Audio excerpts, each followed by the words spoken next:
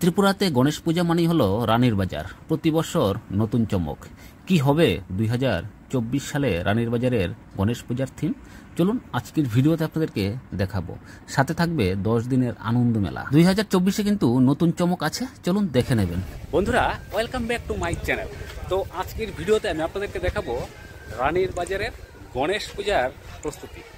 তো বিগত বছরগুলোতে কিন্তু আমরা সকলেই দেখেছি যে রানীর বাজারে কিন্তু বিশাল আকারের গণেশ প্রতিমা তৈরি করা হয় এবং এখানে 10 দিন ধরে চলে আনন্দ মেলা।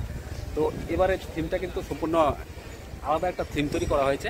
প্রতি বছর আমরা দেখেছি বিশাল বড় প্রতিমা তৈরি করা হয়। স্টেজের যে বিল্ডিংটা আছে এই বিল্ডিংটার এখানে সামনেটা কিন্তু প্রতিমা তৈরি করা হয়, কিন্তু এবার কিন্তু সম্পূর্ণ আলাদা আরেকটা থিমের উপর প্রতিমা তৈরি করা হবে এবং পুজোটা সম্পূর্ণ আলাদা আরেকটা থিমে হবে। তো দেখতে পাচ্ছেন এখানে যে রানীর বাজারে যে জলাশয়টা আছে সেই পুকুরের মাঝখানে কিন্তু এবারের পুজো মণ্ডপ তৈরি করা হচ্ছে এবং এখানেই থাকবে প্রতিমা। এখানে দেখতে পাচ্ছেন অনেক বাঁশ এনে রাখা হয়েছে, অলরেডি কর্মীরা কিন্তু কাজ করছে। অন্যদিকে 2024 সালের গণেশ পূজার তারিখ হলো 7 সেপ্টেম্বর এবং বাংলা তারিখ হলো 21শে ভাদ্র। মানে 1-1.5 মাস আগে থেকে কিন্তু এখানে প্রস্তুতি শুরু হয়ে গেছে, কারণ এবারের থিমটা অন্যরকম। এবার এই জলের উপরেই কিন্তু একটা জাহাজ তৈরি করা হবে এবং এই জাহাজটাকে খুব সুন্দর করে সাজানো হবে। চারিদিকে আলোকসজ্জা থাকবে এবং এই জলাশয়ে থাকবে অনেকগুলা রাজহাঁস। হ্যাঁ, আপনারা ঠিক শুনতে পাচ্ছেন, এই জলাশয়ে অনেকগুলা রাজহাঁস থাকবে, সাথে থাকবে আলোকসজ্জা। তো এখানে যারা কাজ করছে তাদের সাথে কথা বলে কিন্তু এরকমেরই একটা ইনফরমেশন পাওয়া গেছে। এখানে পূজা কমিটির কেউ ছিল না, তাই ওনাদের সাথে আলোচনা করা যায়নি। তো এখানে কর্মীরা কাজ করছে। বিগত বছর কিন্তু এই জায়গাটার মধ্যে পুজো হতো, এখানে স্টেজ থাকতো এবং এই মাঠে কিন্তু আনন্দ মেলাটা বসতো। এবার কিন্তু প্রতিমা যেহেতু এখানে থাকবে না, তো আনন্দ মেলার জায়গাটা একটু বড় হয়ে গেছে। এই হলো পূজা কমিটির অফিস রুম, আর সামনে কিন্তু এখানে রানীর বাজারের থানা রোড। তো চলুন এখন আপনাদেরকে দেখাবো যে এবারের পুজো দেখতে হলে আপনাদেরকে কোন দিকে যেতে হবে। এই যে দেখতে পাচ্ছেন, এই রাস্তা ধরে কিন্তু আপনারা বাজারে এন্ট্রি করবেন। এই রাস্তা ধরে কিন্তু রাস্তার ডান দিকে হলো সেই জলাশয়, মানে পুকুর। এখানে দোকানপাট আছে, তার জন্য কিন্তু পুকুরটা দেখা যাচ্ছে না।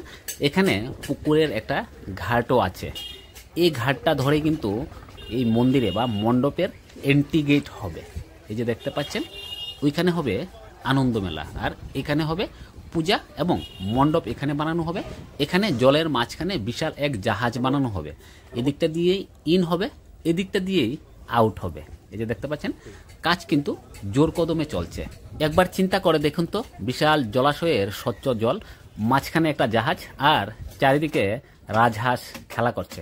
কত সুন্দর লাগবে, তাই না? আশা করব বিগত বছরগুলোর মতো রানীবাজারের গণেশ পূজা এবারও অনেক সুন্দর হবে, অনেক আকর্ষণীয় হবে এবং অনেক জমজমাট হবে। এখানে কর্মীরা কিন্তু দেখুন বাঁশ দিয়ে বোট তৈরি করেছে।